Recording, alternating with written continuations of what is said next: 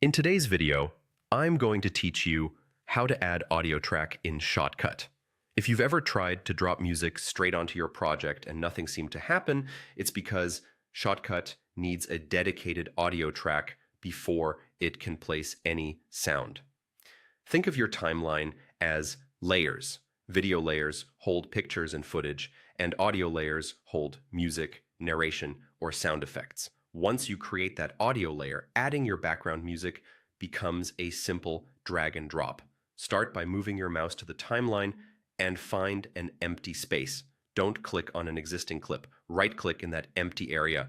A menu will pop up. Hover your mouse over track operations to open its submenu, and then click Add Audio Track. Shotcut will add a new row to your timeline labeled with an A, such as A1. That is your dedicated audio lane.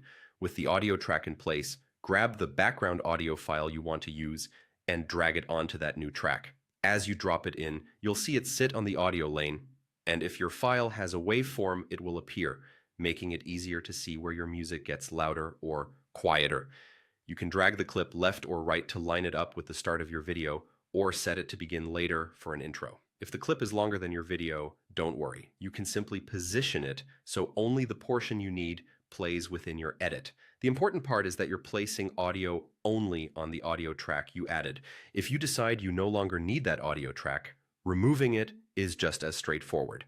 Right-click on the audio track itself, either on its header where it says A1 or in an empty part of that row, then choose Track Operations and select Remove Track. Shotcut will take the track out of your timeline along with any audio clips that were on it, so be sure you're ready to delete it before you confirm. That's the entire process. Create the audio track, drop your music onto it, and remove the track if you change your mind.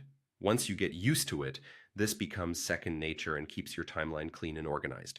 If you found this helpful, leave a comment, hit like, subscribe to the channel, and turn on the notification bell so you don't miss future tutorials.